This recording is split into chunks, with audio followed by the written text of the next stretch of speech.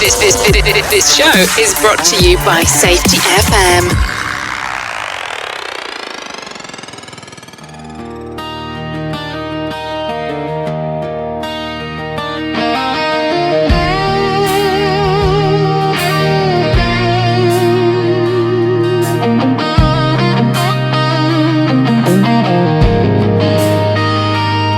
Every day on the job there's a moment.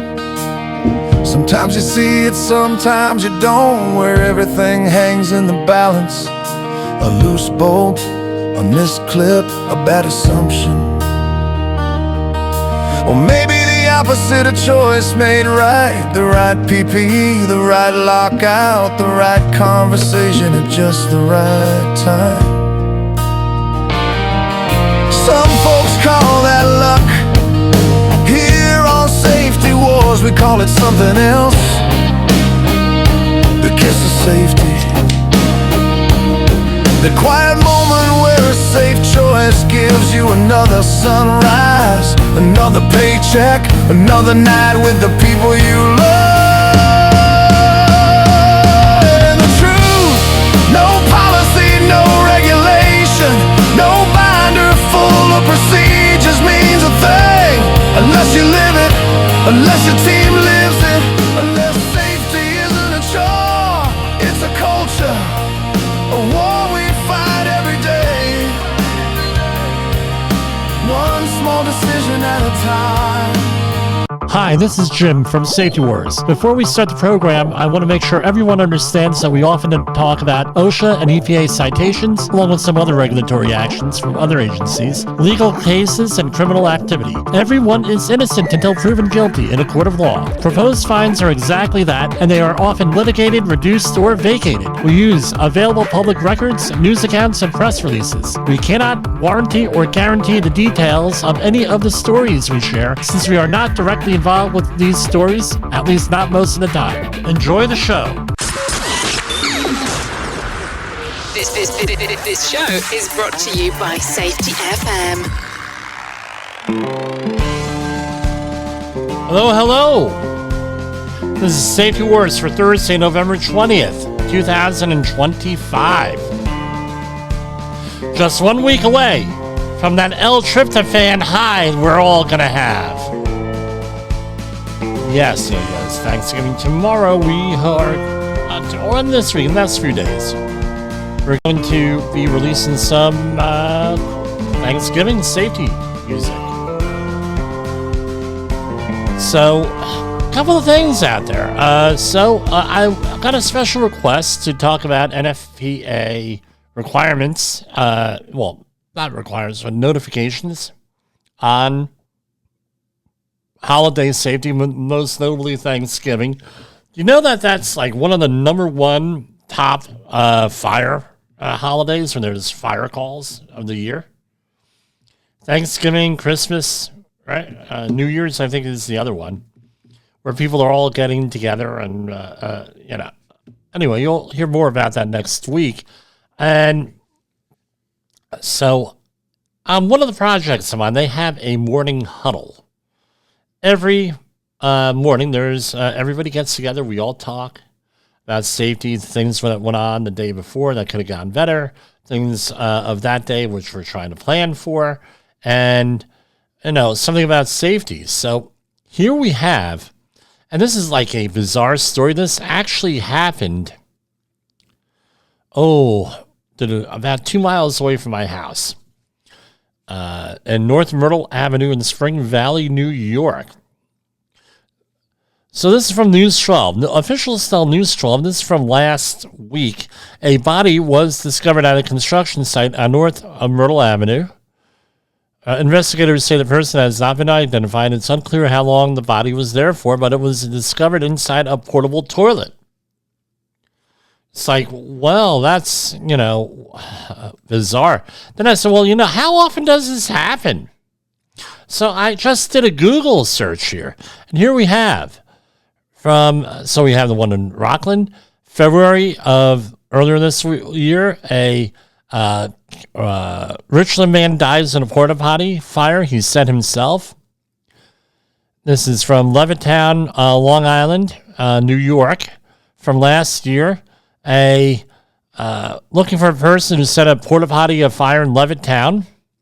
Dead body discovered inside a porta potty at a Baltimore Ravens empty stadium from 2019.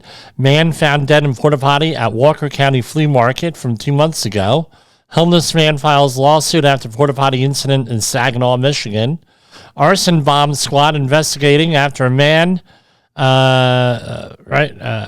set fire to a portable bathroom on his front lawn. There's another one, man from Brooklyn, New York, News 12 in Brooklyn. Man found dead inside Lakewood porta potty. Cowboys, Marshtown, Nealon dies after a apparent self-inflicted wound inside a porta potty. So there's a lot of stuff that goes on inside of porta potties. I don't know. It's a little bit bizarre if you ask me, but, it's like, really? It's just like where people ask you, Jim, why do we, here we go. Of course, Florida man here. Naked Florida man abandons stolen SUV to hide in porta potty. So, now you're going to say, well, okay, obvious safety issues in there, but what does that mean really for us? I've spoken to many EMTs over the years. And what the EMTs have said to me is that in bathroom and porta potties are where they find a lot of their issues. I don't want to say it's common, but it does happen with people who feel sick. So what do? They go to the porta potty. People want privacy. They go to the porta potty. A homeless person needs somewhere to do his business or her business. They go to the porta potty. And there are other things going on. So this comes to what does this mean for us? What really does it mean for us? I'm trying to get rid of this. I have these lines coming down. Are those on the camera lens? Yeah, apparently on the camera lens. What do we do here? You have people coming into work every day. You have people leaving work every day. Your job site, whatever it was. The last person who leaves, do they actually inspect the job site to make sure everybody leaves? Well, what do you mean, Jim? I work at many secure job sites. There is a fence around the entire job site. Do you actually go out there at the end of the day, knock on every porta potty, check every bathroom, any place on there to make sure you're not locking people in? Because that not only is a safety hazard, that's also a potential security hazard. I've been on jobs where they've already locked people in, and what happens? The person ends up stealing a whole bunch of stuff, then breaking out over the weekend. Or, 10 hours after everybody leaves. We all have stories about where we've heard of, and in the industry, outside the industry, people have died at work. Earlier this year late last year, we had a person die at work at a tech company, and no one ever noticed. It was like that old movie Teachers, starring Nick Nolte back in the 1980s, where a teacher dies in the classroom and nobody notices. Because he always was behind the newspaper, and he had all the notes written on the board, and your assignment was to read all the notes because that's what was going to be on the test. It actually happened where a woman was there for like 3 or 4 days, dead. So what's my message? You go, again, it's an accountability log. Do you have an attendance sheet where you're able to verify who came in and who came out, who's there, who's not there? So you go in, and that's what we made a point today. So at the end of the day, when there's only 2 or 3 people left, because of course you have the buddy system, everybody go around. Let's check the porta potties. Let's check the offices. Let's check the trailers. Make sure the trailers are empty. No one's in there. And let's make a habit out of it. Then you can avoid this kind of stuff. I mean... Now, you hear about weird and everything. I don't know. We have some additional press releases. They're in a press release frenzy here and with the federal government. So We'll come right back at you in a couple of minutes here. And let's go to our first commercial. We'll start with our stuff. Have you listened or watched the Safety War show? It does stream live on the radio and on the streamer-emers that we have. So if you have not taken a listen to Jim Posel and what the hell he's doing every evening with Safety Wars, I would strongly encourage you to take a view or take a listen, whichever option is available for you, and take a listen to what the hell he has going on. It will take some deep dives in some information that you might be interested in. In an unpredictable world, one voice rises above the chaos. Meet Jim Posel, a seasoned safety expert who's navigated through some of the most dangerous scenarios, from anthrax, explosive cleanups, disasters, and numerous environmental cleanups, and lived to tell the tale. Now he's bringing his wealth of knowledge, insights, and experiences to you through Safety Wars. From workplace hazards to the hidden dangers in your own home, Jim covers it all with his engaging storytelling. Safety Wars isn't just a podcast, it's your guide to a safer world. Join Jim Posel and become part of the Safety Wars revolution. Available on Spotify, Apple Podcasts, YouTube, and wherever you get your podcasts and videos. Safety Wars. Your safety is our mission. OSHA recordables, catastrophic losses, environmental disasters. You want answers? So do I. This is Jim Posel with Safety Wars. That's my daddy! Yes, Jessica, I am your father. Safety Wars is streaming now. SafetyFM.com. Yeah, I had to adjust that camera and turn off the light behind me. It was getting this like silver streak or this golden streak coming across there. So let's go right to the government press releases. Happy, joy here. So, Okay, so I have something that I signed up for, but I never received a copy of because they only come out with it quarterly, and we'll go through it briefly. What is this? This is the Office of Inspector General, right? Hold on, let me make this like this. Okay, Office of Inspector General for OSHA. For OIG Investigation Newsletter, Office of Inspector General from the Department of Labor, I guess. So this is from the quarterly summary of selective investigative accomplishments. Now, as we said last night, my opinion, we should be evaluating everything that is going on there and questioning everything that's going on. Why? Do we need a lot of these programs? I had asked this question. We had and it has to do with surveillance earlier this year on the U.S. Census. Now, do we really? No, yeah. Do we need the census to apportion the vote, the House of Representatives and everything else? Absolutely, we need that. However, they do a lot more other stuff other than that, and they're constantly collecting statistics. Or should they be doing it? And some people said yes, some people said no. I say, yeah, but let's question why they're doing this. Where does this apply? Same thing with the Bureau of Labor Statistics. With that, what are they using all of this data for? And do we really want them, want to be cataloged? I mean, the biggest fraud that I hear is, I've heard from the federal government, one of the biggest, this will only take you 15 minutes to do, Jim. Yeah, and then you end up there for hours filling out forms, right, with that. Oh, but it's only 1 in 450 chance that you're going to get it. And it's like, yeah, and then how come I got it 3 times? I doubt that it's randomized. Sorry, doubt that it's randomized with this. It's like with jury duty, right?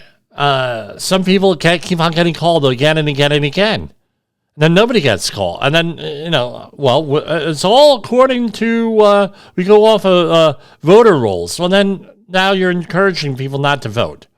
We're all going off of driver's licenses.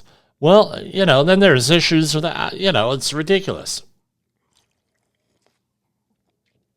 So what they need to do is continue to go and, in my opinion, do all the press releases. Explain why you're there and what you are doing. We're going to have another story here about the CSB, Chemical Safety Board. Maryland co-conspirators convicted and sentenced for $3.5 million in unemployment insurance fraud. Conspiracy, firearms, and drug trafficking claims. So this is from July 21st, 2025. The newsletter just came out this morning. Zakira Hussain pled guilty to conspiracy to commit wire fraud and aggravated identity theft for his role in a $3.5 million pandemic-related unemployment insurance fraud. It goes on and on. $557,000 fine, 102 months in prison. Right? With that. So when a search warrant was executed on his home, they found a firearm and a bag of marijuana out. Right? He threw a firearm and bag of marijuana out to his bedroom window. Here we have another one.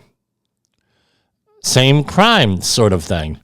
A woman gets 4 months and 4 years, 2 months in prison in order to pay back $2.59 million in restitution for her involvement in a scheme to defraud unemployment insurance during the COVID pandemic. Here we go. California couple sentenced to more than 12 years in prison for unemployment insurance fraud. Former Amtrak employee sentenced to more than 2 years in federal prison for COVID-19 fraud.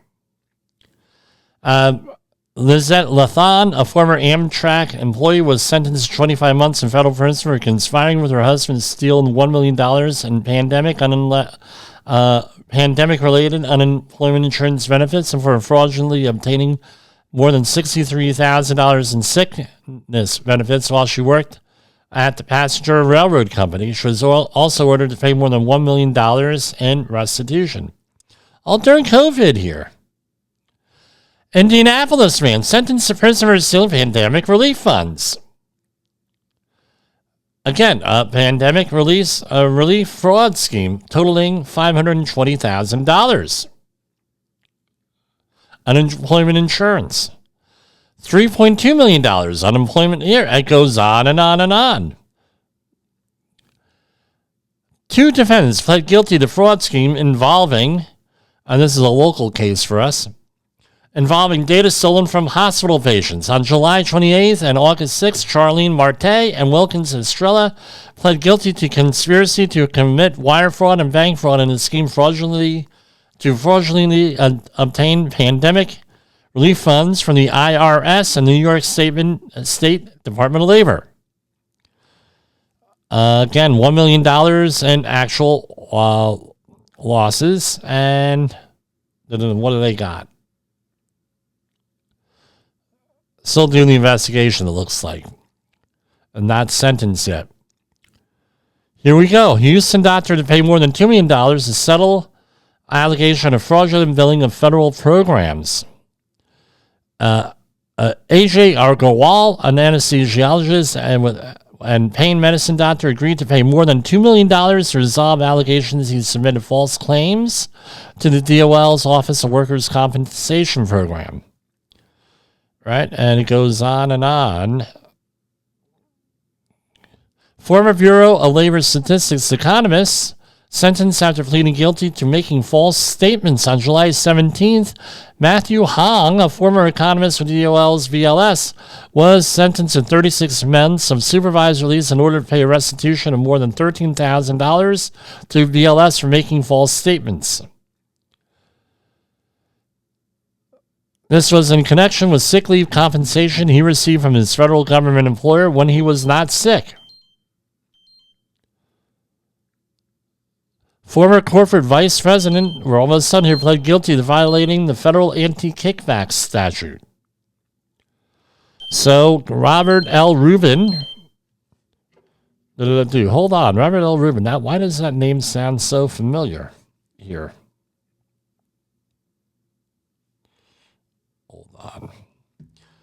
From 2010 to 2020, Rubin served as a vice president for a company. Company One, with headquarters in Herndon, Virginia, that engaged in the business of providing protective security officers at federal workplaces in numerous states. As an executive at Company One, Rubin held a hidden 33% interest in a subcontractor, Company One, through his consulting business based in Bethesda, Maryland. In exchange for his hidden 33% interest, the subcontractor's proceeds, Rubin assisted in obtaining and performing lucrative contracts on behalf of Company One. So this is like a kickback, money laundering type thing. Now, here we go again here. 6 former cult members sentenced for lengthy forced labor conspiracy to compel labor of minors. We have been one of the only programs on there that has consistently mentioned child labor. It's an issue here. My question is, and it did end up in the congressional hearings this year for confirmation hearings on federal official. What are you going to do about all this stuff? It's like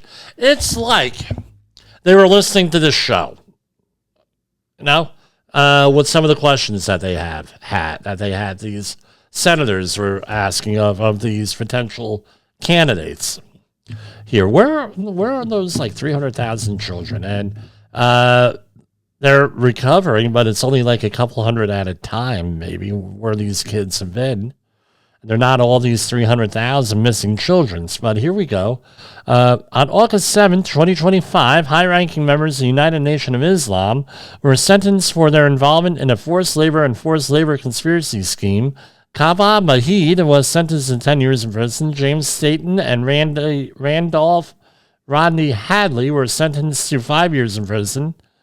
Daniel Aubrey Jenkins and Dana Peach were sentenced to 4 years in prison. And Yinis Razul was sentenced to 5 years of probation. Razul subsequently entered into a restitution and appeal agreement to pay $150,000 to the victims. So this is an old case here. From October 2000 through November 2012, the defendants conspired to enforce rules requiring UNOI members to perform unpaid labor, using beatings, threats, punishments, isolation, and coercion to compel the labor of over a dozen victims, including minors as young as 8 years old.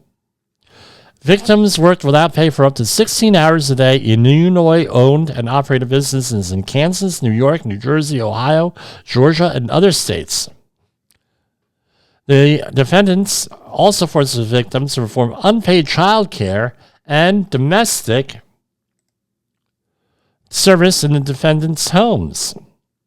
While the victims were housed in overcrowded, unsanitary conditions and limited food and water, the defendants lived comfortably. During a September 2024 trial, it was proven that the defendants made false promises of education, life skills training, and job training to induce parents to send their children to Kansas. After isolating victims from their families, making them fully dependent on UNOI, the defendants required the victims to attend UNOI's unlicensed and unaccredited school. They also restricted and monitored victims' communications with others, including regarding the whereabouts of the victims. So that is United Nation of Islam that did that. Kentucky man pled guilty to conspiring to cover up coal mine fire in Illinois.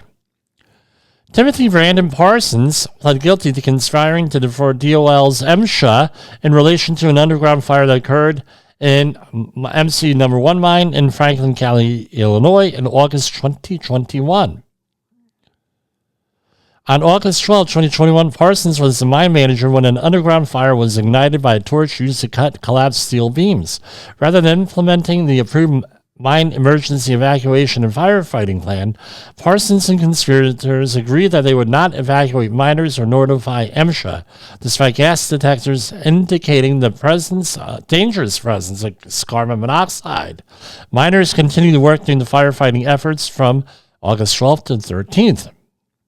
On August 13th, 2025, Parsons tried to conceal the existence of the fire by evacuating the mine under the false pretense that a coal-carrying belt was broken. Later, MSHA received an anonymous tip about the fire and ordered that the mine be evacuated after inspectors confirmed the fire's existence. Despite evacuation order without MSHA's permission, the conspirators twice re-entered the mine to assess the fire and manipulate underground conditions so MSHA would allow mining to resume. Conspiracy members did not wear the device designed to track the underground location of miners, and they made false entries and records. So there we go. Right, first time I'm seeing a press release from them like this. So we look forward to more of them. And we're going to take our next, a very, very brief commercial break. Is your safety training old, stale, and hackneyed? Is your safety trainer still preaching a warped version of behavior-based safety? How about safety training that actually addresses your hazards in your workplaces and is not standardized baloney from 25 years ago? Contact the Safety Wars team at safetywars.com or call Jim Posel at 845-269-5772. Remember, if you're receiving this message, you are the solution to unsafe workplaces.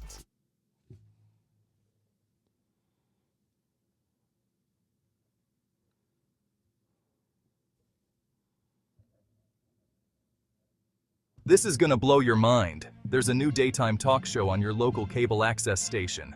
What happens when safety, scandal, and heartbreak collide? Welcome to Safety Wars, the talk show. Today's episode is a doozy. Imagine confronting your unsafe supervisor who just happens to be your ex-wife's new hubby.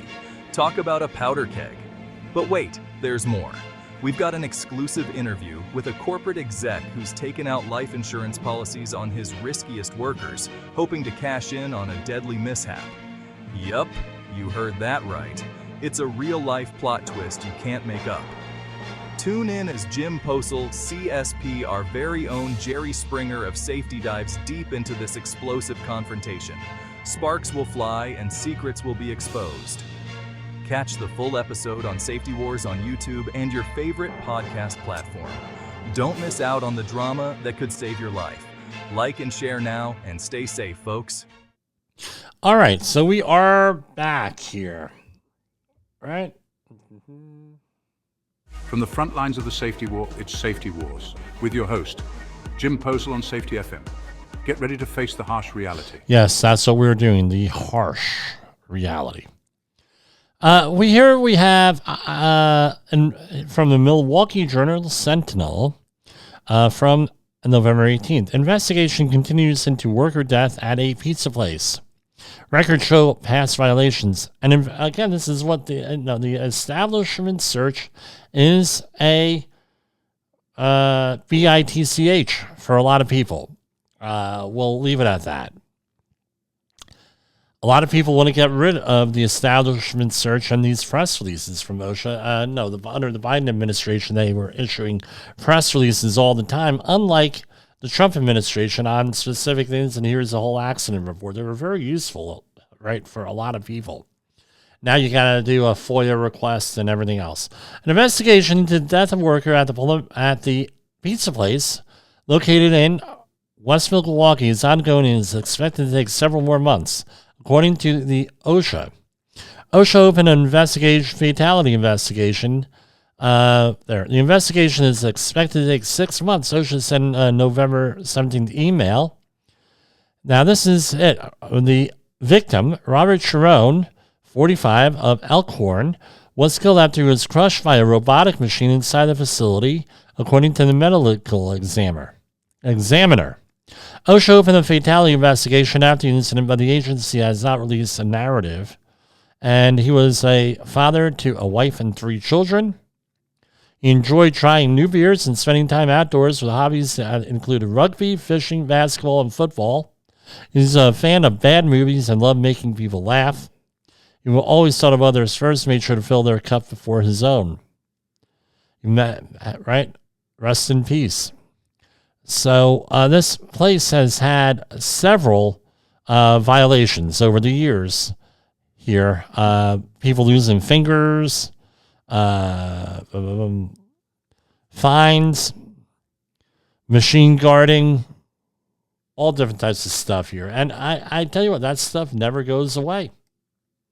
Right? There's always a record of it. Now we're going to go back and forth here. with the next two stories here, because I was able to look up the establishment search and find out some more info. Now, I normally do not do this, but I'm going to share this thing, and I'm going to comment on this. I think this is a very, very important article that was on ohsonline.com by Stasia DeMarco, published yesterday. As you know, we sometimes use, I'm using this under the fair use. For this time, we'll be commenting on this. As we know, we sometimes use the CSV stuff. We made a couple of videos, downloaded some videos, played some videos, and everything with them. And here we have proposed budget cut to Chemical Safety Board. Could limit OSHA's reach. Safety experts warn that eliminating the Chemical Safety Board will remove a critical investigative partner to OSHA. The Chemical Safety Board, an independent federal agency tasked with investigating chemical accidents, is once again facing elimination under the proposed federal budget. Right? While the stated justification points to overlapping responsibilities, safety experts warn that this is a dangerous misunderstanding that could have serious consequences for both workers and surrounding communities. Christy Hames, head of product marketing for chemical management and industrial hygiene solutions at Velocity EHS, the CIH, emphasizes the CSV plays a distinct and vital role. OSHA cannot. Quote, CSV is not a regulatory agency. They don't issue fines or citations like OSHA. Instead, they investigate a major chemical incident to uncover root causes and share lessons learned across the industry. That's something OSHA doesn't have the bandwidth or scope to do. You know what I'm going to do? I am going to PDF this because this is a important thing. While OSHA conducts inspections to ensure workplace compliance with federal safety standards, the CSV performs root cause investigations after catastrophic chemical incidents. These investigations go beyond regulatory violations to examine organizational failures, cultural breakdowns, and mechanical flaws. And I'll add this, they do a lot more than that contributed to tragic outcomes. In contrast to OSHA's enforcement focus, CSV provides detailed reports, video reenactments, and training materials that may help employers with that. And let me point some stuff out here. So we read these accident reports all the time from OSHA, right? And it says person died, right? Or there was a fatality, there was a situation, there was an accident, and these are what the citations are. And they didn't do this, this, this, and this. They quote this, this, and this. And if there's a general duty clause violation, they're supposed to give 4 reasons why there's a general duty clause violation, and I think we're all aware of what those are. Now, right? The CSV and OSHA has 6 months to get their stuff in there and issue citations and reports and everything else. You as the employer have to make sure that you have an accident report, at least a preliminary one, and determine recordability within a week. All right, so you have to have something there. You know, accident investigations may go on for years, especially if they're complicated ones. The CSV, I don't think, has that. It takes them a long time to go and complete these investigations because they're very highly technical. And OSHA does not normally have the technical skills to do this, and you're not to do this type of stuff. And also, the OSHA reports can be used in litigation. CSV reports cannot be used in litigation because if they did that, nobody would be talking about anything, and we'd have a problem. We never get to the bottom of anything. And they're much more they're much more in-depth, detailed, smaller agency. I don't know why they are going out and cutting this. This is a very small agency, but you get a lot more bang for your buck with this because, again, the industry is not going to go out there and say, we fouled up and this is what we need to do to fix it. Not going to happen. There may be some altruistic companies out there, isolated companies, people, individuals that do that. not so here with this. So here we have, this was from November 19th from newschannel10.com from Sunray, Texas, KFDA. It's been almost 7 months since the Skyline grain elevator explosion left the city of Sunray without natural gas and injured 5 employees. The incident took place on March 28th and remains under investigation with OSHA. According to OSHA's website, the Skyline grain is facing 5 initial citations equaling just over $54,000. So let's see what those are. Here. Boom, boom, boom. And let's share a screen. So this is what we're left with now. All right. So here we have the narrative. Where is the narrative? I think I need to go back one.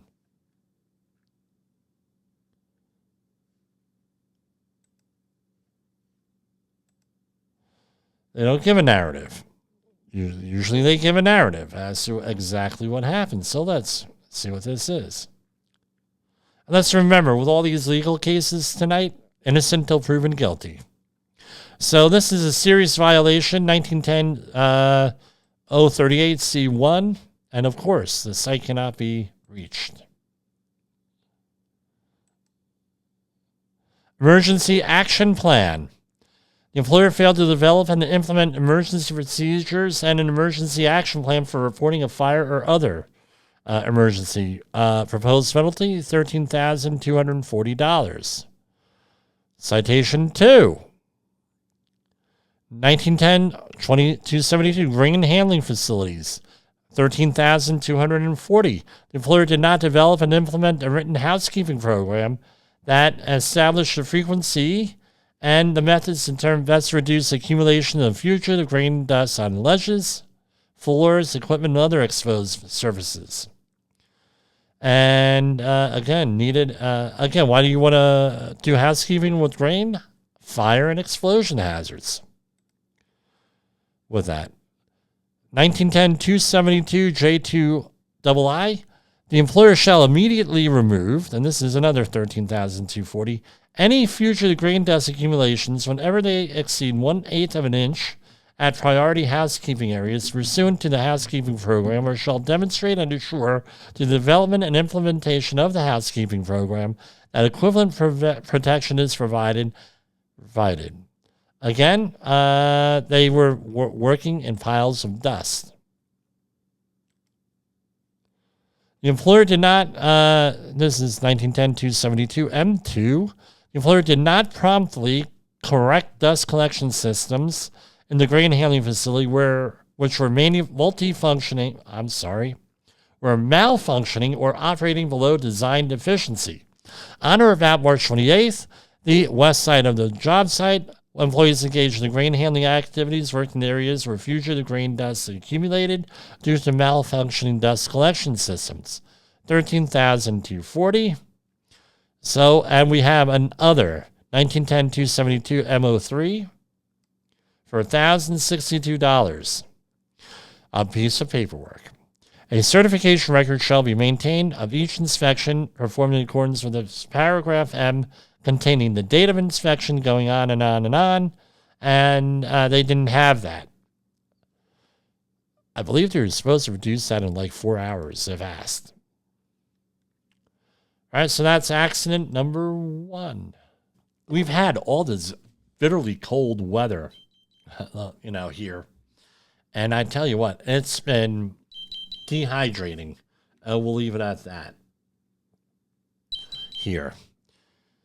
Okay, this is Texas tower technician death leads to OSHA citation and reduced penalty of $4,500 to a certain company, RB Telecom.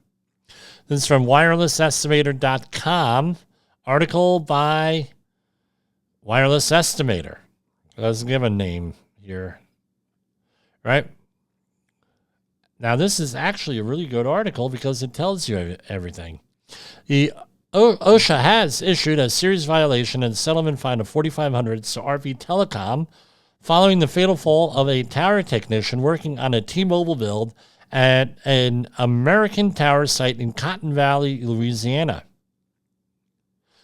The incident occurred on February 17, 2025, when a 27-year-old tower technician fell from a platform of a guide communication tower during an equipment installation. The tower, approximately 349 feet tall, was used for a scheduled upgrade project. According to OSHA's findings, employees were performing installation activities on an elevated platform above 4 feet high without the employer ensuring personal fall arresting systems were used, a violation of 1910-268. And OSHA did not state whether the worker was wearing fall protection gear and tied off at the time of the accident. However, in the citation's language, specifically, the employer did not ensure fall arrest systems were used, indicates the employee was not tied off while performing the work on the upper platform or was wearing appropriate PPE. So that's all alleged by wirelessestimator.com.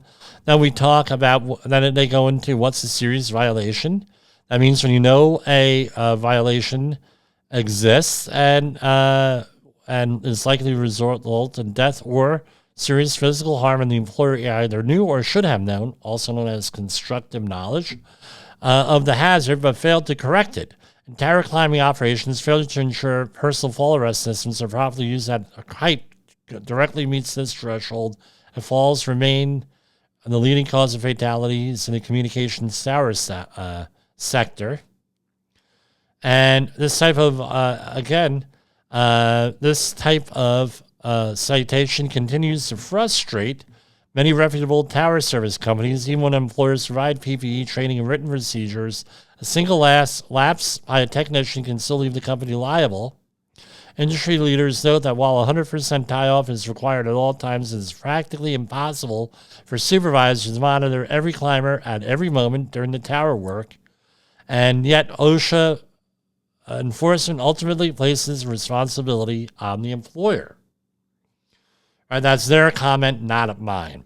The fatality underscores the ongoing challenge. I mean, I tell you, when they're at height, a lot of times you cannot tell whether those people do or do not have on fall protection.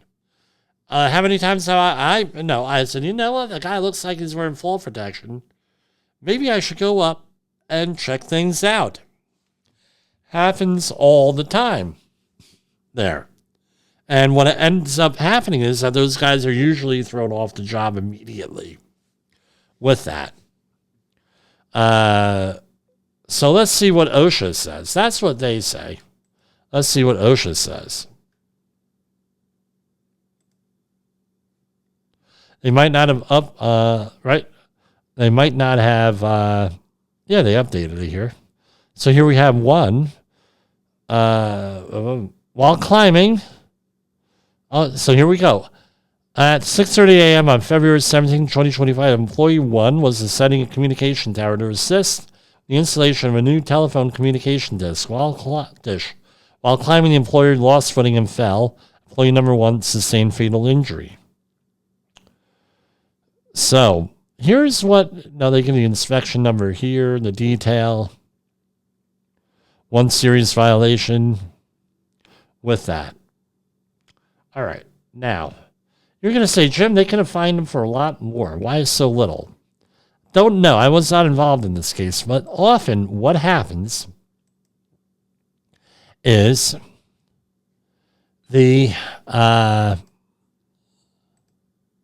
OSHA doesn't wants to get a right.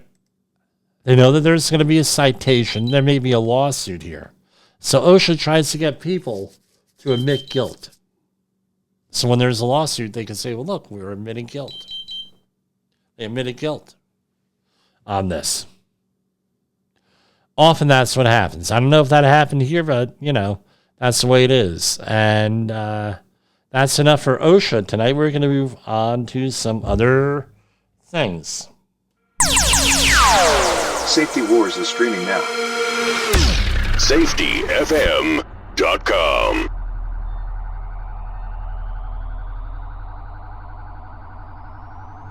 What if everything we thought we knew about safety was just interference? From the host of the Rated R Safety Show and the founder of Safety FM comes the complete Signal Transmission Trilogy, now available in one powerful edition. Safety, in my opinion, the book that started the conversation. Safety Mutation, where the boundaries of culture, systems, and belief begin to break. And now, Safety Transmission, the final piece of the signal. For the first time, all three books are together in one volume. The Signal Transmission Trilogy, Complete Edition. This isn't just about compliance. It's about consciousness. It's about decoding the way we think, lead, and live, inside and outside the system. Whether you've been following the signal since the beginning or you're just now tuning in, this is the version to own. Search Signal Trilogy on Amazon or visit safetyfm.com to get your copy now.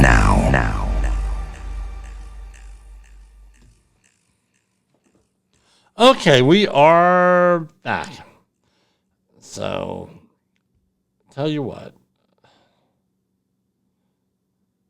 At Safety FM, we're just a humble radio station and podcast network. One more. But we're changing the way people look at safety, one broadcast and one podcast at a time. Because here, we don't treat the word safety as a dirty word. We make it powerful. Rated R Safety Show. Jay Allen pushes boundaries and breaks myths. Safety Wars. Jim Posel brings the battle for safety to life. Pre-accident investigations. Todd Conklin dives deep into human performance. The Safety Consultant Podcast, Sheldon Primus helps you build your business and your career. A Hope Podcast with no name. Andy Barker and Matt Florio keep it real with human and organizational performance.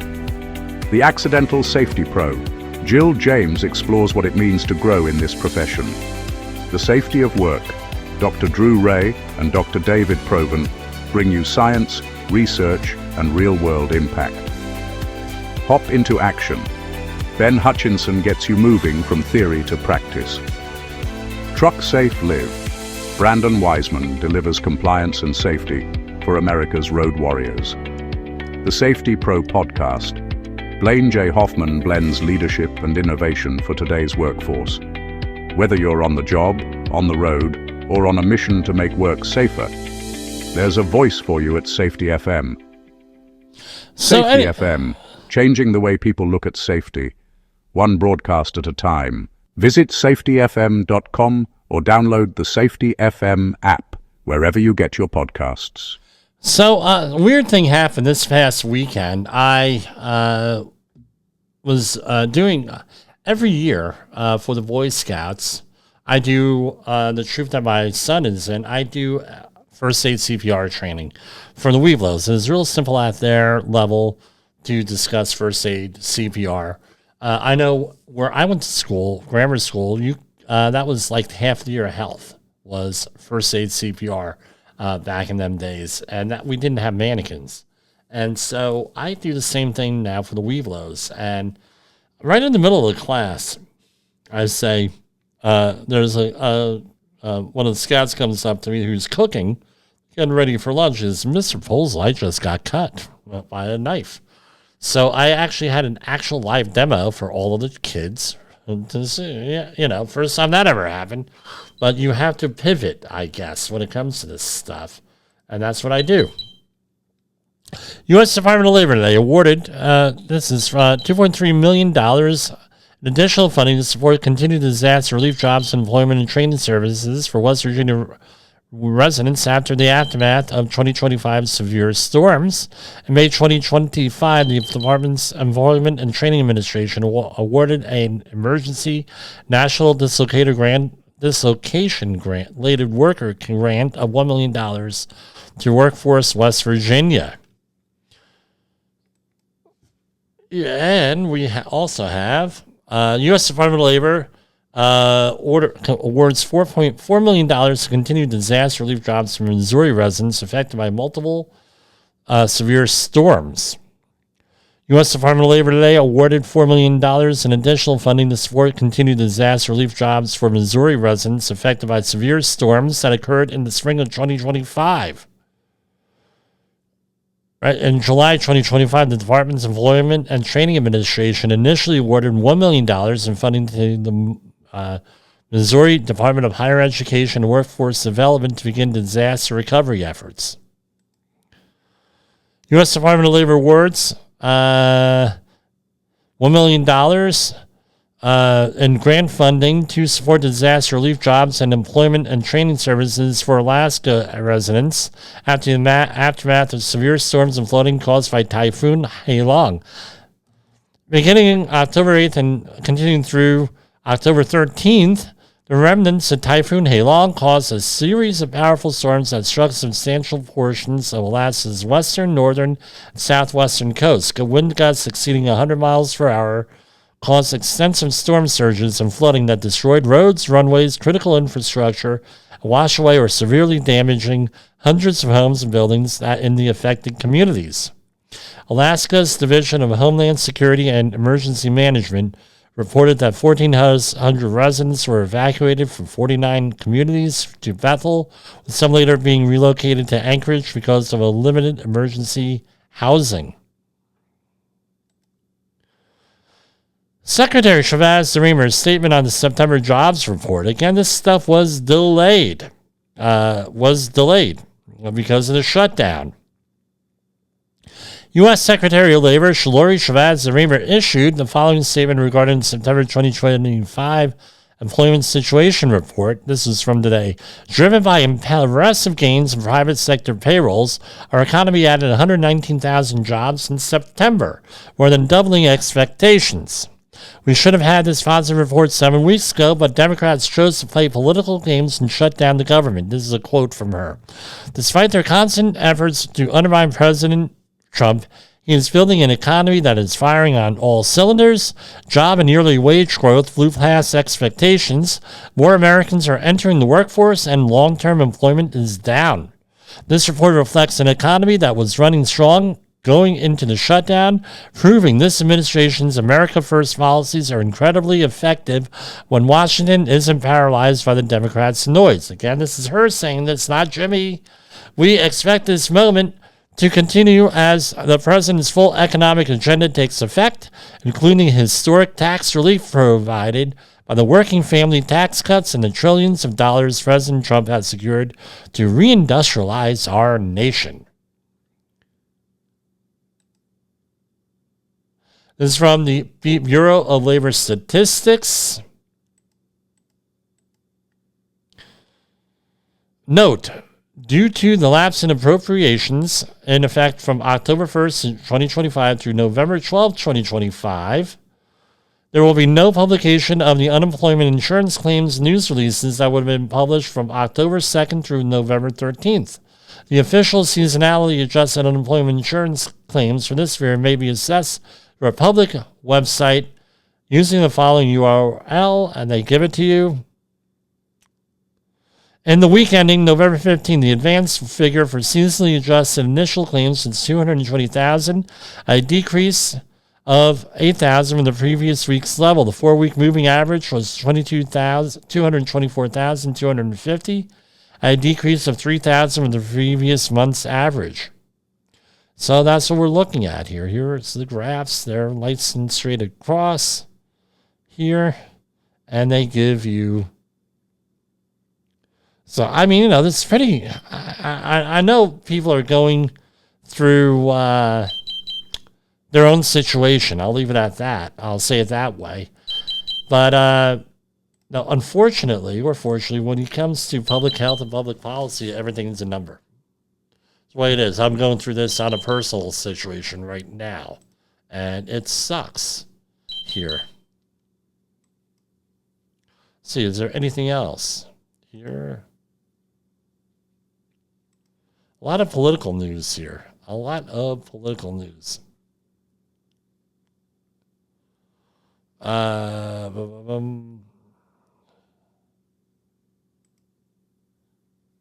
Okay, here you go. U.S. Coast Guard will no longer, and this is from MSN.com, will classify swastikas, nooses as hate symbols. The U.S. Coast Guard will no longer classify the swastika, an emblem of fascism and white supremacy, inextricably linked to the murder of millions of Jews and the deaths of more than 400,000 U.S. troops who died fighting World War II, as a hate symbol, according to a new policy that takes effect next month. I don't get it, but let's see what else. Like, they have to say World War II, the millions of Jews? Yeah, because there's a lot of people who don't know about World War II or the Holocaust. You just, rip the remainder of my hair out on that one. Just like the Helen Keller didn't exist, right? They have videos. They have movies of this woman. Helen Keller didn't exist. And it doesn't help when AI wrestling fans are putting up Helen Keller as a wrestler, as a professional wrestler against other people, Helen Keller versus Genghis Khan. What would happen, right? Instead, the Coast Guard will classify the Nazi-era insignia as potentially divisive. The policy is set to take effect December. Why the delay here? December 15th. It similarly downgrades the classification of nooses and the Confederate flag through the display of, though the display of the latter remains banned, according to documents reviewed by the Washington Post. Certain historical displays of artwork, the Confederate flag as a minor element, are still permissible according to the policy. Okay, so what's the purpose of this?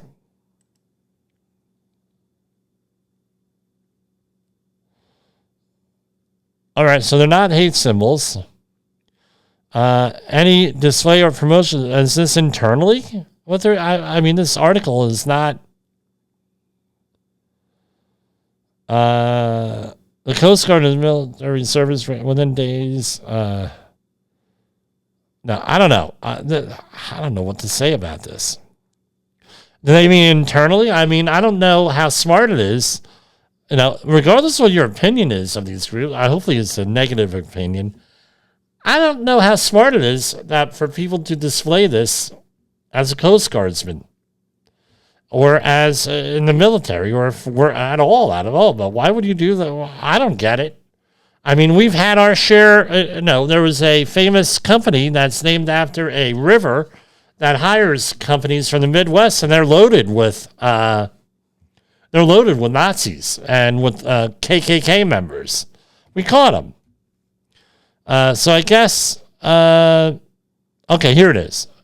Second to last. In the Air Force Army, for example, current policy prohibits knowingly displaying paraphernalia, words, or symbols in support of extremist activities, or support of groups or organizations that support things. So I guess this is what this is. In 2007, 2 incidents involving nooses within the Coast Guard drew national attention. Don't recall that. That summer, a black cadet at the Service Officers Training Academy found a noose in his sea bag while aboard a Coast Guard vessel. The next month, an instructor discussing race relations in response to the first incident reported that a noose was left in her office. I remember that one. That one rings a bell. But anyway, that's all I got for tonight. I will see you folks next week, probably. I normally don't broadcast on Friday, but who knows? It's Safety Wars. We may release just a podcast, not the live program. For Safety FM and Safety Wars, this is Jim Posel signing off. The views and opinions expressed on this podcast are those of the host and its guest and do not necessarily reflect the official policy or position of the company. Examples of analysis discussed within this podcast are only examples. They should not be utilized in the real world as the only solution available, as they are based only on very limited and dated open source information. Assumptions made within this analysis are not reflective of the position of the company. No part of this podcast may be reproduced, stored in a retrieval system, or transmitted in any form or by any means, mechanical, electronic, recording, or otherwise, without prior written permission of the creator of the podcast, Jay Allen.